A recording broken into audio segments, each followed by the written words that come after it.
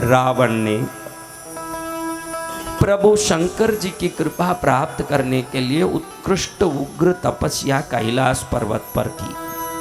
भगवान शंकर ने सोचा कि इनको वरदान देके भी भवितव्य में ये वरदान के कारण सफल नहीं हो पाएगा, अंत में इसका वध ही होगा, तो भगवान प्रकट ही नहीं हुए। अब रावण ने देखा कि मैंने इतनी तपस्या की और भगवान प्रकट नहीं हुए। बड़ा मन में विचार आया, तो दक्षिण में सुदूर जाके रावण ने सोचा कि मैं बहुत ही उग्र तप करूं कैलाश में, जहाँ कैलाश में रहते हैं कैलाश निवासी भगवान भोलेनाथ, वहाँ अगर वो प्रसन्न नहीं हुए तो अब मेरे तपस्या की उग्रता बढ़ानी पड़ेगी। क्या करना पड़ेगा? तपस्या की उग्रता बढ़ानी। तो दूर दक्षिण में जाके रावण ने सोचा कि मैं तपस्या बढ़ाऊं, तो बड़ा सा गड्ढा किया, उस गड्ढे में लकड़ियां डाल के अग्नि जला दी, यज्ञ करने लगा। और यज्ञ करते करते गर्मी के दिनों में, जब ग्रीष्म काल में भयंकर गर्मी हो, उस समय में चारों तरफ आग लगा लिए अग्नि की, ऊपर सूर्य की अग्नि, पंचाग्नि तप करने लगे उस गर्मी में। अपने को गर्मी आते ही एसी कूलर की जरूरत पड़ती है कि अग्नि लगा के बैठेंगे? एसी कूलर की। तो रावण ने उग्र तप करने के लिए ग्रीष्म ऋतु में अग्नि जलाई। बरसात के समय में जाके खुले चबूतरे में सो जाता था, बरसात ऐसे ही गिरे और ऐसे ही बरसात में बैठा रहता था रावण। और जैसे ही बर्फ के काल आ गए, बर्फीला समय आ गया, भयंकर बर्फ गिर रहा हो, शीतकाल हो, उस समय जल के अंदर खड़ा हो जाता था। ग्रीष्म काल में अग्नि जला के तप करना, यानी गर्मी में और गर्मी बढ़ाना। बरसात के काल में पूरे शरीर को बरसात के जल से छलनी करने की कोशिश करना। शीत काल में ठंडे बर्फ के जल में जाके गर्दन तक पानी में खड़े हो जाना। ऐसी भयंकर तपस्या करके भी भगवान प्रसन्न नहीं हुए। भगवान देखें कि ये तो दुर्बुद्धि है, दुर्बुद्धि को आशीर्वाद दे भी दूंगा तो दुर्बुद्धि का देखो ध्यान रखो। आप लोग ये शिवलिंग वगैरह बना रहे हो ना, बैठे बैठे हाथ हिला के पुण्य मिल गया ऐसे मत समझना।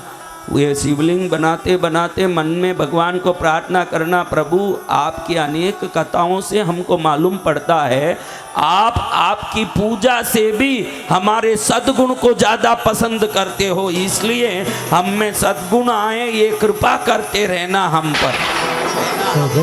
हाथ में शिवलिंग हो न मुंह में गंदी गालियां हो, ईश्वर पसंद नहीं करेंगे। हाथ में शिवलिंग बनाने की शक्ति हो न मन में विकार आया हो, भगवान पसंद नहीं करेंगे। अगर भगवान को प्रसन्न करना हो, पूजा भक्ति के साथ साथ सदाचार और सद्गुण भी होना जरूरी है महाराज। सत्य वचन सद्गुरु भगवान। नहीं होगा तो काम नहीं आएगा जी भगवान। भगवान देख रहे हैं कि इसके पास जाऊंगा ये तो वरदान मांगेगा, और वरदान दूंगा ये तो वरदान के बल से अहंकारी बन के सबको परेशान करेगा, इसके पास नहीं जाना अच्छा है। पहले जब उसने कैलाश में तपस्या की तो भी प्रभु प्रकट नहीं हुए। बाद में जब इसने ग्रीष्म ऋतु में अग्नि जला के, वर्षा ऋतु में खुले मैदान में बरसात में भीग के, शीतकाल में बर्फीले जल में गले तक खड़े होके साधना की तो भी प्रभु प्रकट नहीं हुए। लेकिन ध्यान रखो, रावण जैसे होना हमको भी जरूरी है एक बात में। किस बात में? दृढ़ता। क्या बात? दृढ़ता। ऐसी दृढ़ता आई रावण में, सोचे कि प्रभु आप नहीं प्रकट होंगे, मैं जब तक छोड़ूंगा नहीं। रावण में भी जिद्दी बराबर की थी। नील प्रबाल रुचिरम विलसत् त्रिनेत्रम पाशारुणोत्पल कपाल त्रिशूल हस्तम अर्धांबिके शमनिसं प्रविभक्त भूषं बालेन्दु बद्ध मुकुटम प्रणमामि रूपम। आपके रूप को मैं प्रणाम करता हूँ प्रभु, हर हालत में आपका दर्शन करके ही रहूँगा। प्रणमामि रूपम, आपके रूप को मैं प्रणाम करता हूँ, आपका दर्शन करके ही रहूँगा। मैं क्या करूँगा?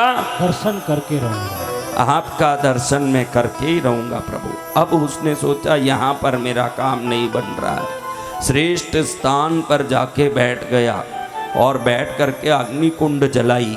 अग्निकुंड जला के सामने एक दिव्य शिवलिंग स्थापना करके शिवलिंग की उत्तम कोटि के आसन से पूजा करके पाद्य अर्घ्य आचमनीय स्नान आदि करवा के वस्त्र उत्तरीय उपविध आभरण आदि पहना के गंध अक्षत पुष्प आदि चढ़ा के भस्म चढ़ा के धूप दीप नैवेद्य फल उत्तरा पोषण आदि करा के उनको प्रसन्न करने की कोशिश किया। प्रभु यहाँ भी प्रसन्न होते नहीं दिखे।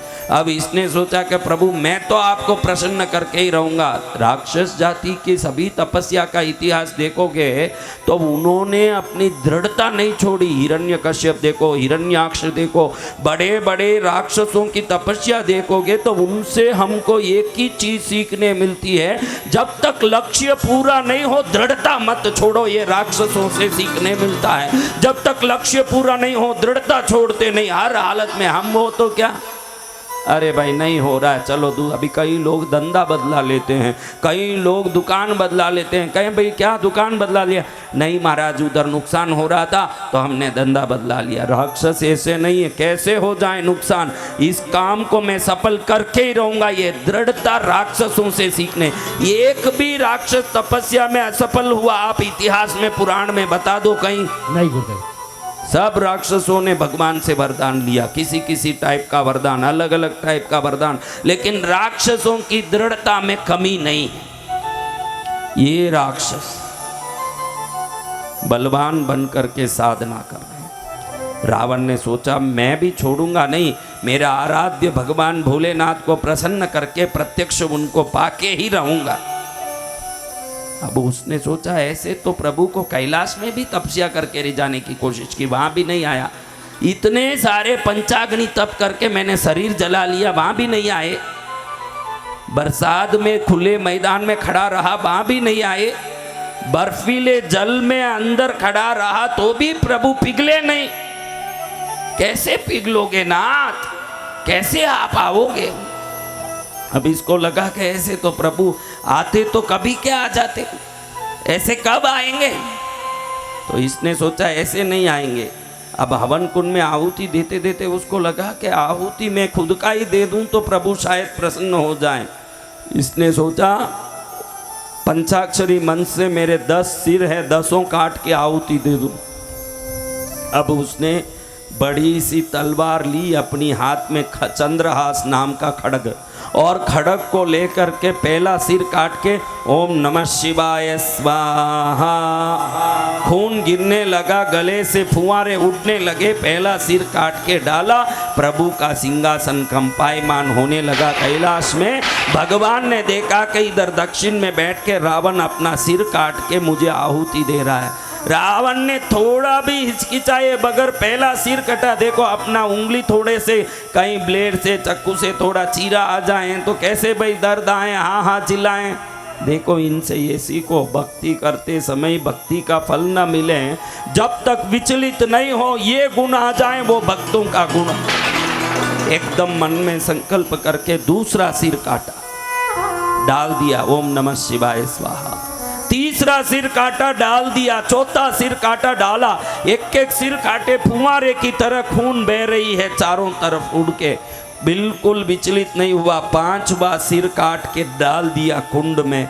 जिस कुंडों में समीदा डाली जाती है, जिस कुंडों में हवन सामग्री डाली जाती है, घी डाला जाता है, उत्तम प्रकार के चंदन आदि काष्ठ डाले जाते हैं, उस कुंड में रावण भगवान शंकर को प्रसन्न करने के लिए खुद के सिर काट काट के डाल रहा। जय जय गुरुदेव।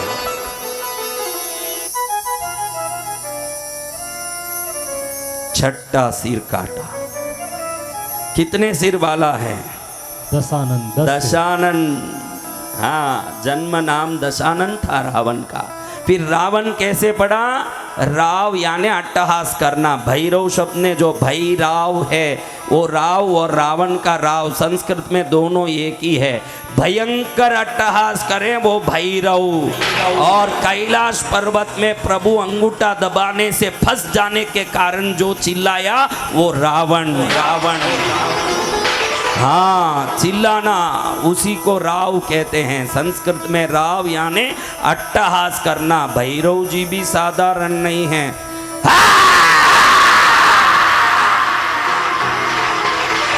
जो भयंकर अट्टहास करें वो कौन है? भैरव जी। हाँ, वैसे ही भयंकर चिल्लाया रावण नीचे जाके कैलाश पर्वत। अभी देखो वो कहानी आगे ही आ रही है, इसलिए वो अब बोलना नहीं है, अभी सुनते जाओ आप। अब भैरव जी की महिमा को हमने सुना तो शंकर जी की महिमा सुनी जैसी ही है, क्योंकि दोनों एक ही रूप हैं।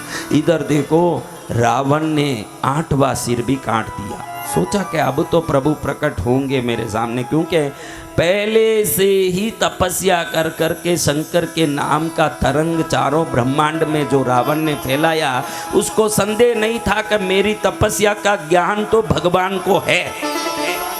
ऐसा नहीं कि भगवान को मालूम नहीं है कि मैं तपस्या कर रहा हूं, भगवान को मालूम है किसी कारण से नहीं आ रहे हैं, किसी कारण से मेरे सामने प्रकट नहीं हो रहे हैं। वो कोई भी कारण हो, मैं प्रकट करके ही रहूंगा। 9वां सिर काट दिया। क्या कर दिया? 9वां सर का। बचा कितने सिर हैं अभी? 1। सोचता है कि जाने दो, अभी लक्ष्य प्राप्ति नहीं हो और जिए, उससे अच्छा है कि शरीर को ही त्याग दें। पाए तो लक्ष्य को प्राप्त करें, नहीं तो भोलेनाथ को प्राप्त करें। ऐसा शरीर नहीं चाहिए जिससे भोलानाथ का दर्शन नहीं होता हो।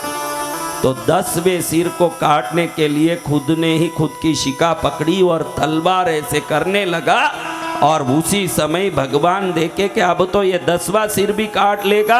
इसकी कैलाश में की हुई तपस्या, इसकी दक्षिण में शीतकाल, ग्रीष्म काल, वर्षा काल में की हुई तपस्या, आज ये इतने सिर काट के की हुई तपस्या का फल तो मुझे देना ही पड़ेगा, क्योंकि हर क्रिया का निश्चित प्रतिक्रिया होती है, तो प्रतिक्रिया देनी ही पड़ेगी। जब 10वां सिर काटने के लिए वो तत्पर हुआ, भोलेनाथ सामने प्रकट हुए।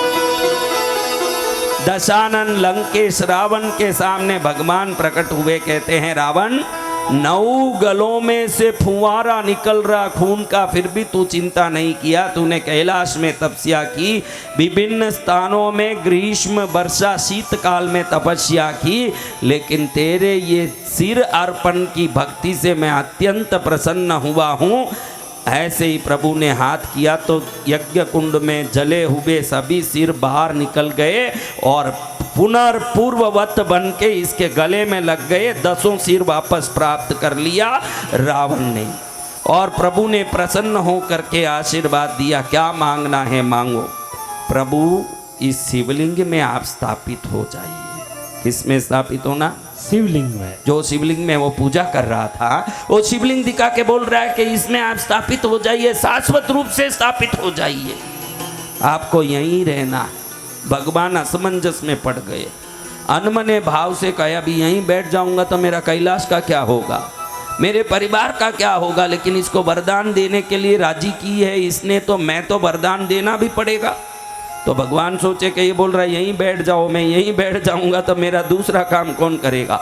तो भगवान ने ऐसे कहा, देखो भाई मैं यहीं बैठ जाऊंगा, लेकिन तुम इसको क्या करोगे? मैं लंका ले जाऊंगा प्रभु, इसको लंका में स्थापित करूंगा। आप लंका में रहोगे, मैं निस्दिन आपकी भक्ति करूंगा। मैंने जो शिव तांडव बनाया उससे नृत्य करके आपको रिझाऊंगा, आपकी भक्ति करके मेरे जीवन को सफल करूंगा। आप इसमें प्रवेश कीजिए। भगवान ने अनमने भाव से बोला, ठीक है मैं प्रवेश करता हूँ।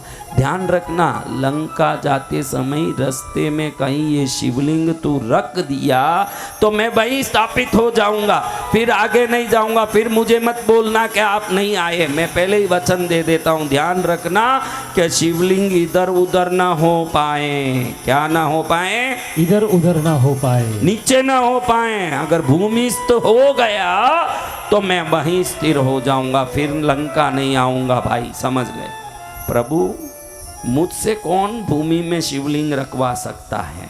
आप मेरे साथ हो, मुझे क्या डरना है।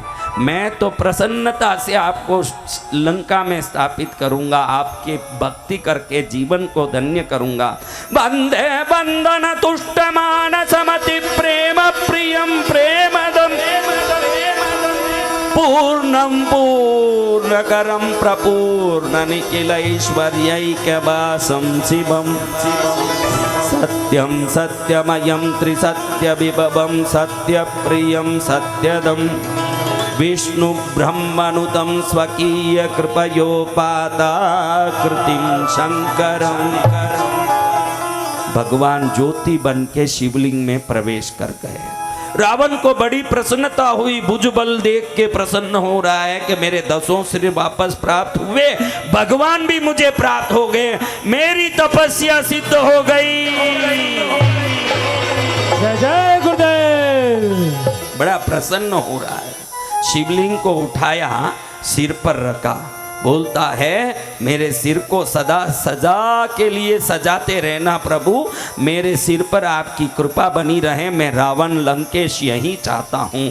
सिर पर लेके गया, इधर देवता देख रहे हैं कि अगर ये लंका में स्थापित कर दिया भगवान को तो परम हत्याचारी बन जाएगा ये और चारों तरफ परेशान करेगा। सबने मिलके गणेश जी को प्रार्थना किया कि प्रभु कुछ करो, नहीं तो ये भोलेनाथ लंका में जाके बैठ जाएंगे, फिर हम कहीं के नहीं रहेंगे, ये रावण में बल करोड़ गुना बढ़ जाएगा। आज ये चींटी से लेके किसी भी प्राणी को नहीं छोड़ता है, कल और बल मिल गया तो संसार में हाहाकार मच जाएगा। तीनों लोग 14 भुवन पूर्ण रूप से इसकी अत्याचारों से त्राही त्राही करेगा, कुछ करो। गणेश जी छोटे बालक के रूप में हो गए और इतने में भगवान की कृपा हुई, महापराक्रमी। देखो आप एक बात सोचो, जो रावण 10,000 वर्षों तक बगैर हिले बैठ के तपस्या कर सकता हो, वो एक शिवलिंग लेके 2 घंटे में लंका नहीं पहुंच सकता? पहुंच सकता है भगवान। 10,000 वर्षों तक जो तपस्या किया, आपके जीवन में कोई विघ्न आता है तो समझ लेना किए हुए पाप कहीं ना कहीं विघ्न कर रहे हैं, ये ध्यान रखना जीवन में। नहीं तो 10,000 वर्ष तक शीतकाल में, ग्रीष्म काल में, वर्षा काल में तपस्या करने वाले रावण को आधे घंटे में पेशाब की शंका हो गई। क्या हो गई? पेशाब की शंका। जो अपने मल मूत्र को रोक करके, भोजन को रोक करके, जल श्वास सबको अवरुद्ध करके कुंभक अवस्था में 10-10 हजार वर्ष तक कैलाश में शंकर जी को रिझाने जो बैठा था, क्या घंटा 2 घंटा बैठ नहीं सकता? जो 10,000 वर्ष बैठ सकता, कहाँ 10,000 वर्ष और कहाँ 2 घंटे? सोचा, लेकिन आधे घंटे में पेशाब लग गई। सोचता है मन में कि मेरे को पेशाब लग रही है, मैं तो 10,000 वर्ष बैठता हूँ, मुझे ना तो लघु शंका होती है, ना कोई बड़ी शंका होती है, ना भूख लगती है, मैं तो इंद्रिय विजेता हूँ, फिर मेरे को ऐसे कैसे हो रहा है? लेकिन 1000 कोशिश करें वो लघु शंका रोक नहीं पाया। देखे कि नीचे रखूंगा शिवलिंग तो क्या होगा? स्थापित हो जाएगा, वहीं स्थापित हो जाएंगे प्रभु। अब क्या करूं? इसी समय गणेश जी एक छोटे बालक के ग्वाले के रूप में वहाँ गाय लेके और ऐसे घूम रहे हैं। उनको देखते ही लगे रावण को कि इनको दे दूंगा, 2 मिनट पकड़ के रखें, झटपट निवृत्त हो करके वापस ले लूंगा। बेटा मेरा एक काम करेगा? बोलो महाराज क्या काम है? ये शिवलिंग पकड़ के रखेगा? बहुत वजनदार दिख रही महाराज, मुझे क्यों पकड़ने बोलते हो? मैं छोटा बच्चा हूँ, इतना बड़ा शिवलिंग कैसे पकड़ूंगा? अरे बेटा मुझे वो नीचे नहीं रखना है, अगर नीचे रखूंगा तो आपत्ति आ जाएगी। थोड़ी देर तू पकड़, 2 मिनट में लघु शंका करके मैं वापस ले लूंगा। देखो महाराज मैं छोटा उम्र का लड़का हूँ, आप ज़्यादा देर तक मेरे को पकड़ने बोलोगे, मैं नहीं पकड़ा, अगर वो बाहर में सहन नहीं कर पाया तो मैं नीचे रख दूंगा, बाद में मुझे मत पूछना, मुझे मत बोलना कि मैं नीचे रख दिया। अरे बेटा 1 क्षण का काम है मेरा, क्षण भर में सब निवृत्ति हो जाएगी मेरी, तू पकड़ ले। अब गणेश जी शिव शिव शिव शिव करते वो शिवलिंग उठा लिए। अब शिवलिंग ले लिए, इधर वो वहाँ जाके एक कोने में बैठा जहाँ पर पे लघु शंका करना है। ये लघु शंका करे, इतने में बार बहुत हो गया हो, ऐसे गणेश जी ऐसे ऐसे करके वजन झेल नहीं पा रहा हूँ, बहुत परेशानी, जल्दी आ ऐसे करने लगे। वो बेचारा करेगा, जल छोड़ेगा तब आएगा ना। इतने में गणेश जी ने रख दिया नीचे से। अरे भाई मेरे से वजन नहीं उठाया गया, मैं क्या करूं भाई, मैं तो रख दिया। आके रावण ने अपने 10 भुजाओं के बल लगा लिए, पूरे शरीर के बल लगा लिए, पूरी बल लगा ली, लेकिन जो हिले नहीं तो हिले नहीं। जो कैलाश पर्वत को हिला सका और उखाड़ सका, वो रावण ये छोटे से शिवलिंग को नहीं हिला सका। वहीं रह गई शिवलिंग। अब बहुत रोया, विलाप किया, लेकिन होनी होकर रहती थी। जी भगवान। तो होनी होकर रहनी थी, तो उस होनी के कारण वहीं स्थापित हो गए भगवान। अब रावण बहुत रोए तो भगवान प्रकट हुए। क्यों रावण बोला ना कि नीचे मत रखना, क्यों रखा? प्रभु 10,000 वर्ष तक मैंने लघु शंका, कोई प्रकार के भूख प्यास बगैर तपस्याएं की है, लेकिन जब ये लिंग लेके आया घंटे भर में शंका होने लगी। प्रभु मैं ये कुछ करने गया, इतने में ये बच्चा नीचे रख दिया ना, गायब भी हो गया। ये लड़का कहाँ भागा, मेरे को दिख भी नहीं रहा, मैं क्या करूं? ये शिवलिंग तो मैं उठा भी नहीं पा रहा हूं। इतने में सभी देवता वहां पर उपस्थित हो, सभी विष्णु, ब्रह्मा, नारद, इंद्र, चंद्र, कुबेर, वरुण, वायु, सभी देवता उपस्थित। सभी देवता कहते हैं प्रभु आपने इसमें ज्योति रूप में प्रवेश किया, भले ही आप कहीं भी स्थापित हुए महाराज, लंका में नहीं हुए तो क्या, आपका ये ज्योतिर्मय लिंग ज्योतिर्लिंग के रूप में होना चाहिए। ये ज्योतिर्लिंग दुनिया का कल्याण करने वाला ज्योतिर्लिंग हो। जैसे एक लघु शंका नहीं करने के कारण ये परेशान हो गया रावण, वैसा कोई भी व्यक्ति शारीरिक बीमारी से, व्याधि उपाधि से परेशान नहीं होना चाहिए। आप सभी दुखी रोगी व्यक्तियों के लिए वैद्यनाथ के रूप में इस लिंग में निवास करें, ये आपको हम प्रार्थना करते हैं। भगवान ने प्रसन्न होकर सबको वरदान दिया, देवताओं आपकी इच्छा और रावण के मंगल के लिए मैं इस जगह में वैद्यनाथ ज्योतिर्लिंग के रूप में स्थापित रहूंगा। सभी ज्योतिर्लिंगों में ये ज्योतिर्लिंग वैद्यों का नाथ बन के मेरा ध्यान करने वालों के शारीरिक उपाधि आदि और व्याधि, मानसिक रोग से लेके बाल से पैर तक के 72,000 नाड़ियों में जिस भी प्रकार का रोग होगा सबको समाप्त करने वाला दिव्य दर्शन युक्त ये वैद्यनाथ ज्योतिर्लिंग बने। इस ज्योतिर्लिंग के दर्शन करने वालों के मनोरोग, शारीरिक रोग और केशादि पाद पर्यंत, बाल से लेके पैर की उंगली तक के सभी बीमारी मुक्त होगी, क्योंकि इस ज्योतिर्लिंग की साधना विश्व की दुर्लभ दर्शन मानी जाएगी। भगवान ने वहाँ पर वैद्यनाथ ज्योतिर्लिंग के रूप में स्थापना पाई। क्या पाई? स्थापना पाई। तो बड़ा रावण खुश हुआ कि चलो मेरे द्वारा कहीं भी स्थापित हुए, लेकिन 12 ज्योतिर्लिंगों में ये एक ज्योतिर्लिंग मेरे द्वारा स्थापित ज्योतिर्लिंग मानी जाएगी। रावण प्रसन्न हो करके लंका पहुंच गया। अब लंका में ये आनंद से बैठ के शिव शिव भजन करें। नारद जी वहाँ पहुंच गए। नारद जी को लगा कि इसके पुण्य तो बढ़ते ही जा रहे हैं, इसका पुण्य बढ़ता ही जा रहा है, और इतना पुण्य हो गया क्योंकि 10 सिर काट के 9 सिर आहुति करने का पुण्य, शीतकाल, ग्रीष्म काल, वर्षा काल में तप करने का, कैलाश में तप करने का पुण्य, ज्योतिर्लिंग स्थापित करवाने का पुण्य। इस पुण्य से तो ये हरेगा ही नहीं किसी से, फिर इसका क्या अत्याचार बढ़ेगा, तो कैसे होगा?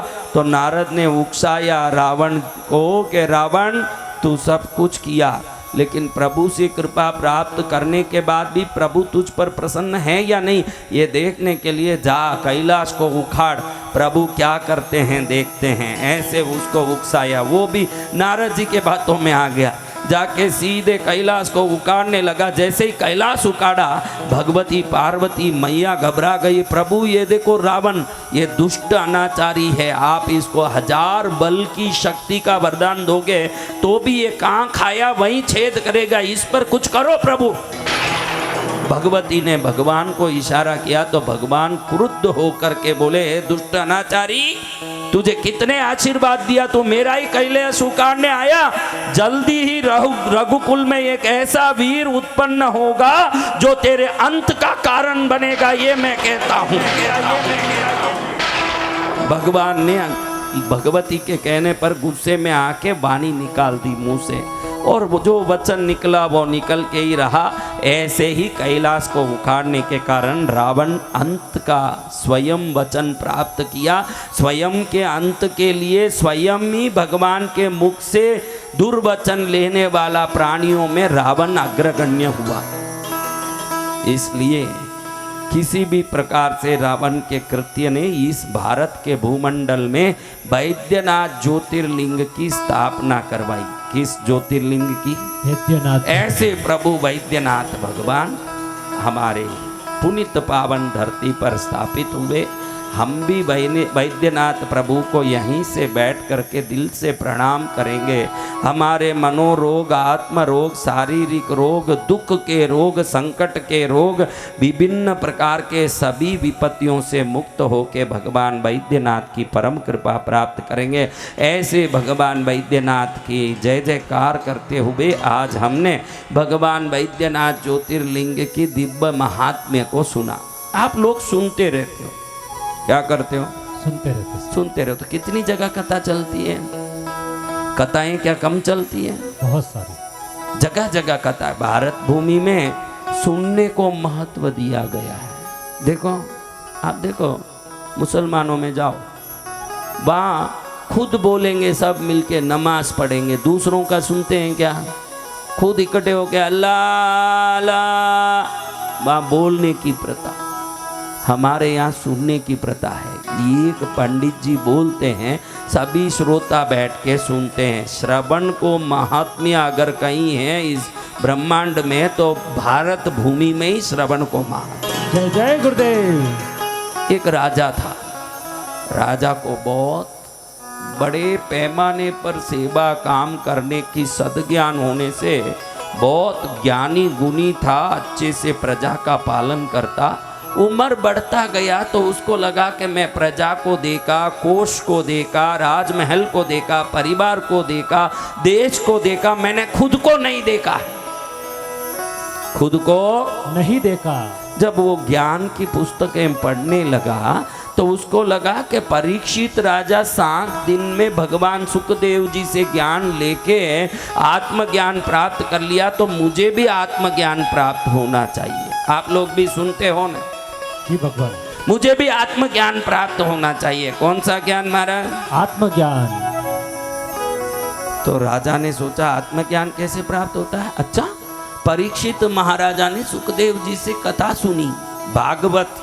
7 दिन में भागवत सुनने से उनको आत्मज्ञान हो गया, तो मैं भी भागवत सुनूं। किनके मन में आया? राजा के मन में आया, मैं भी भागवत सुनूं, मैं भी भागवत सुन के भागवत भक्त बनूं। मंत्री जी, कोई ऐसे भागवतकार देखिए जिनके सुनने से मेरी आत्मा को आत्मज्ञान प्राप्त हो, मैं भी उत्तम ज्ञान प्राप्त करूं। मंत्री जी ने चारों तरफ से तपास करवाया, चारों तरफ से ढूंढा तो मालूम पड़ा कि देश में ऐसे भागवतकार हैं, सकल कला निधि, सर्व वेद ज्ञान संपन्न, सर्व भागवत ज्ञानाश्रय महानिधि भागवत का। मंत्री ने आके राजा को कहा कि ऐसे भागवतकार हैं, 18 अध्याय कंठस्थ बोल सकते हैं। क्या बोल सकते हैं? 18 अध्याय। 18 अध्याय कंठस्थ बोल सकते हैं ऐसे भागवतकार। तो उन भागवतकार से कथा सुने। राजा बोला बहुत अच्छी बात है, कथाकार को बोलिए कि राजमहल में आए, जो साप्ताहिक कथा होती है उसको 2 महीने में विस्तृत रूप से धीरे धीरे बोला जाए, धीरे धीरे बोला जाए। हर दिन कथा का उनको 100 सोने की मुद्राएं दी जाएगी। कितनी? 100 सोने की मुद्रा प्रतिदिन। अब मंत्री आदमियों को भेजा कथावाचक के यहाँ, और हाथ जोड़ के उन लोगों ने निवेदन किया, महाराज जी, राजा आपसे कथा सुनना चाहते हैं राजमहल में, 2 महीने के लिए आपको कथा करनी है। सुनते ही कथाकार को लगा राजा सुनेंगे मेरी कथा? अरे आज तक तो गलियों में सुना रहा था, उधर पंडालों में सुना रहा था, अब राजमहल में सुनाऊंगा। जब लौटूंगा पूरे देश में नाम होगा कि राजा को कथा सुनाए हुए हैं। किनको कथा सुनाए हैं? राजा को। राजा को कथा सुनाए हुए महाकथाकार हैं, इनकी कथा तो सुनना चाहिए। जी सब सदगुरु। में उल्लास बढ़ेगा। जी भगवान। और मंत्री के आदमियों ने कथाकार को बता दिया कि राजा ने कह दिया है कि हर दिन आपकी कथा पूरी हो उसके बाद आपको 100 स्वर्ण मुद्राओं की थैली भेंट की जाएगी। 100 स्वर्ण मुद्रा। दिल में प्रसन्नता।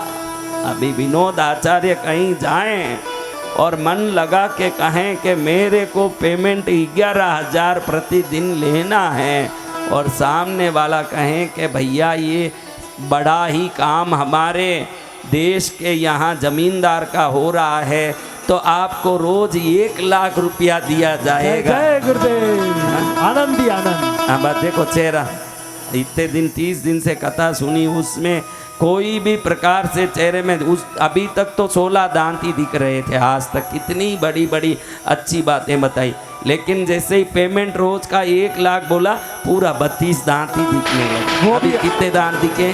आपकी कृपा से ही सब संभव है गुरुदेव। संभव है। देखो तो कथाकार को कितना आनंद आया। रोज कितना मिलेगा? 100 स्वर्ण मुद्रा। अब 100 स्वर्ण मुद्रा मिले उससे बढ़िया आनंद का काम क्या है महाराज? 100 स्वर्ण मुद्रा मिलेगा। आज तक 7 दिन कथा करते थे ना, पूरा 7 दिन तो 5 मिलते थे। पूरा 7 दिन कथा करें, अंतिम दिन में 1 नारियल और 5 सोने की मुद्रा लेके घर आते, उसमें ही पत्नी खुश हो जाती, क्योंकि दूसरे कथाकार को तो सोने की मुद्रा ही नहीं मिलती, तांबे के ही सिक्के मिलते। ये सबसे बड़े कथाकार थे, इसलिए इनको क्या मिला? सोने की मुद्रा। कितनी? 5। कितने दिन में? 7 दिन में 5। और यहाँ राजा कितना देगा? हर दिन 100 मुद्रा। अभी ये सुने, बड़े ही बढ़िया सापा पहन के, बड़ा तिलक लगा के, बढ़िया नया जिब्बा कुर्ता पहन के पंडित जी पूरा इतर बितर शरीर पर चुपड़ के पहुंच गए राजमहल में। अब बैठ गए कथा बोलने, तो राजा बड़ा तल्लीन होके सुन रहा है, क्योंकि राजा ने अंतर मन से सुनने बुलाया है। जिसको सच्ची में सुनना होगा उसका पूरा दिमाग आवाज पर टिका रहेगा। पहले दिन जैसे ही सुना, 1000 मुद्रा की थैली दी हाथ में। कथाकार घड़ी घड़ी देखें कि सच में ही 100 मुद्रा दिया है। कितना? 100 मुद्रा। सच्ची में ही 100 मुद्रा। मैं तो 1000 इसलिए बोला, आप लोग बराबर सुन रहे हो कि नहीं, टेस्टिंग कर रहा हूँ। 100 मुद्रा दे करके बराबर व्यवस्थित पंडित जी 100 मुद्रा, 100 मुद्रा। ये 100 मुद्रा 1 दिन का जो लिया, इसको लेने के लिए 20 कथा करनी पड़ती। कितनी कथा? 20 कथा। और साल में 20 कथा कर लूँ बहुत बड़ी बात हो जाती। कहाँ कथा मिलती? 1 ही दिन में मिल गई। हे लक्ष्मी माँ, हे नारायण पत्नी, तू प्रसन्न हुई तब ये सब काम मेरे हो रहे हैं। जय जय सदगुरु भगवान। पंडित जी खुश होकर के अगले दिन कथा सुनाए, तीसरे दिन कथा सुनाए। जैसे जैसे कथा सुनाए, शाम होते ही क्या होवे? हाँ, आनंद। 100 मुद्राओं की थैली मिले। अब थैली ले लेके इधर इकट्ठा करें। राजा को 2 महीने तक कथा सुनाया। 2 महीने में 60 थैलियां मिल गई पूरी। अब वो थैलियों को घड़ी घड़ी उठाएं, घड़ी घड़ी रखें, घड़ी घड़ी उठाएं, घड़ी घड़ी देखें, कभी कभी तो हिला के देखें कितना अच्छा आवाज आ रहा है, कितना आनंद आ रहा है, कितना। देखो कई ऐसे नालायक लोभी लोग हैं जिनको बच्चे हंसे उस पे, उसमें कोई आनंद नहीं आवे, सिक्के छलके उसका आनंद आए। ऐसे मूर्ख भी कई दुनिया में है। जिस घर में बच्चों की खिलकारी आती हो उसमें कितना आनंद है। उसको बच्चा से आवाज बंद कर, घर में क्या आवाज कर रहा है, घड़ी घड़ी चिल्लर को यूं उचाल उचाल के आवाज सुनेगा। ऐसे मूर्ख भी संसार में। देखो पंडित जी भी ऐसे ही हैं भाई, पैसे के सोने के द्रव्यों को। अब राजा 2 महीना पूरा हुआ।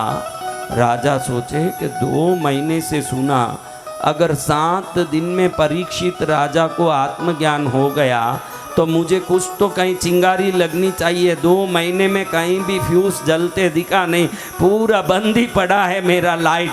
तो क्या सुनाया इसने इतने दिन? तो एकदम अगले दिन जब पंडित जी का कथा खत्म हो गया तो वो निकलने वाले थे, राजा ने बुला के भेजा पंडित जी को। कहें पंडित जी 2 महीने तक कथा सुनाऊं लेकिन मेरे अंदर कोई आत्मज्ञान नहीं हुआ है। मुझे आत्मज्ञान क्यों नहीं हुआ, इसका कारण आप बताओ, वरना आपका सिर निकाल दूंगा धड़ से।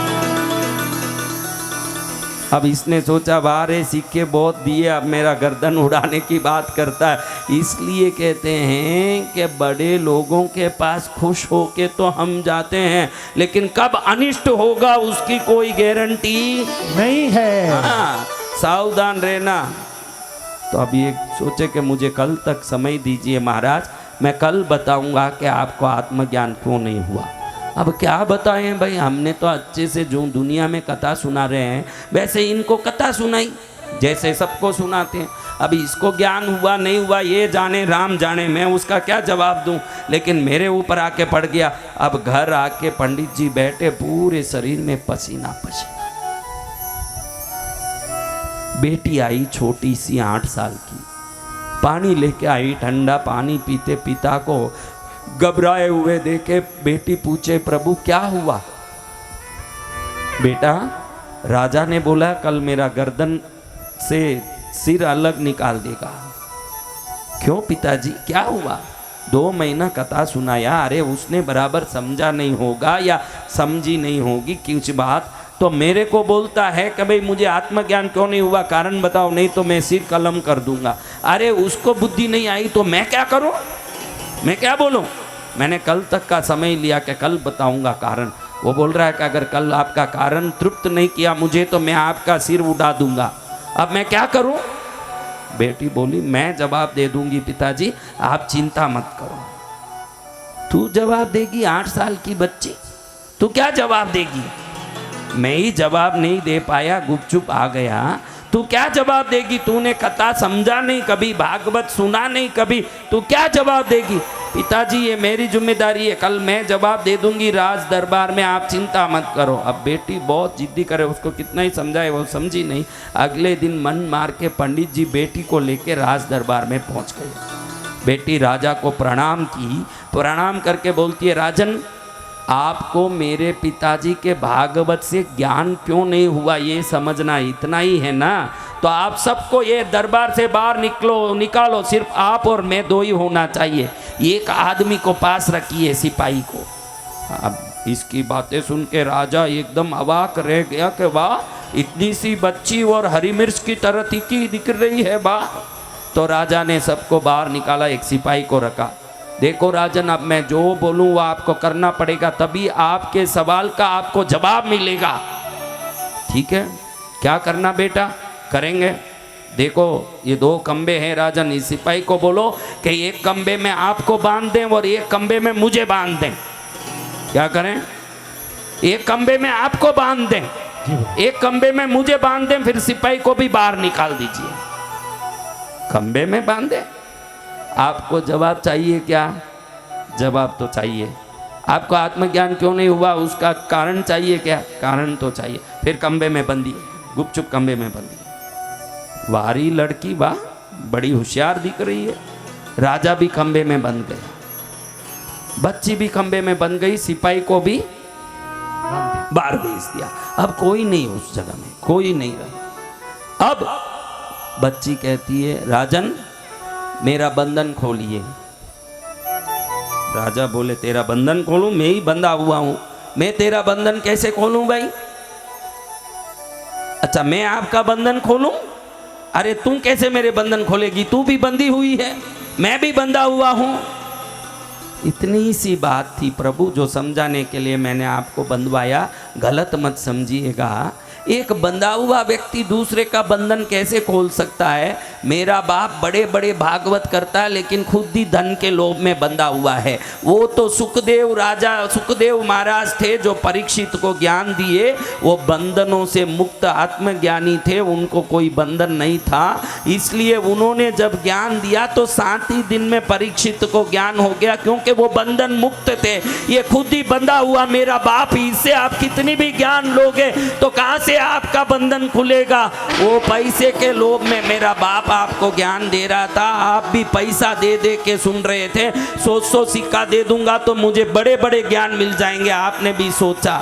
आपकी भी गलती थी। ये जो आत्मज्ञान है ये कोई सोने के सिक्के देके नहीं खरीदे जा सकते, आत्म विचार करके ही आत्मज्ञान प्राप्त होता है।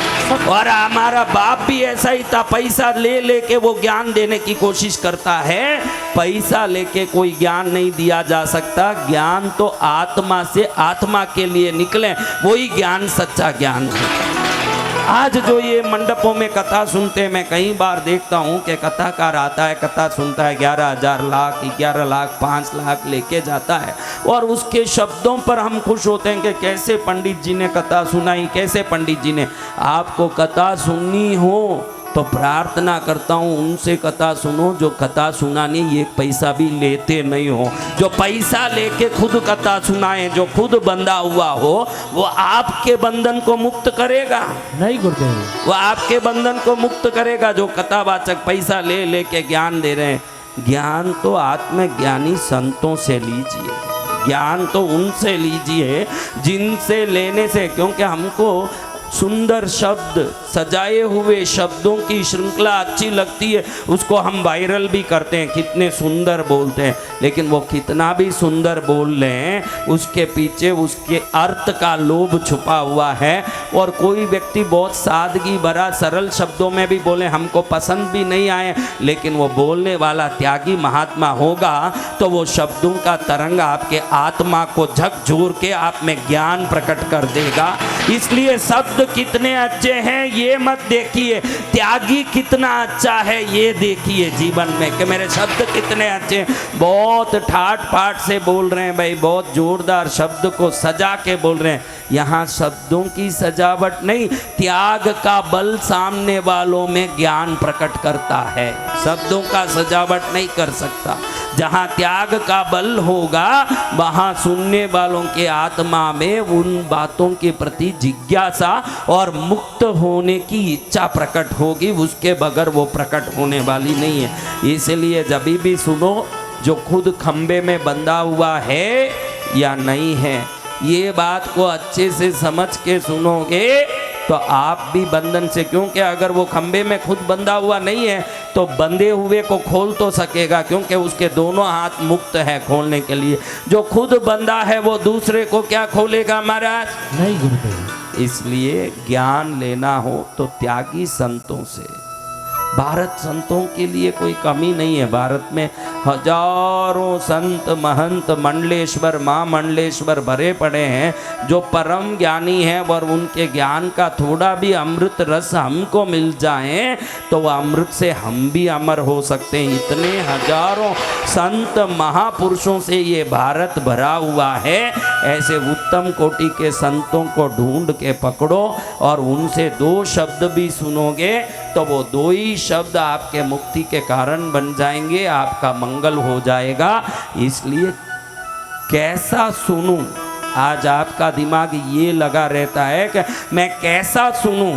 शास्त्र कहता है कि कैसा सुनूं नहीं, किससे सुनूं, इस पर ध्यान रखो। कैसा सुनूं नहीं, किससे सुनूं, किससे सुनूं ताकि मेरा उद्धार हो जाए, किससे सुनूं ताकि मेरा मंगल हो जाए। उनसे सुनो जिन्होंने इस शब्दों का पैसा नहीं बनाया है, इन शब्दों को व्यापार नहीं बनाया है। जिन्होंने ये शब्दों को व्यापार नहीं बनाया होगा, उनके शब्द आपके आत्मा के सभी परतों को खोल के आपको शुद्ध और सिद्ध कर देगा, आपका मंगल हो जाएगा। क्या होगा? मंगल होगा सदगुरु भगवान। बोलिए बंधन मुक्त करने वाले सदगुरु भगवान राष्ट्रीय संत श्री बसंत विजय जी महाराजा की।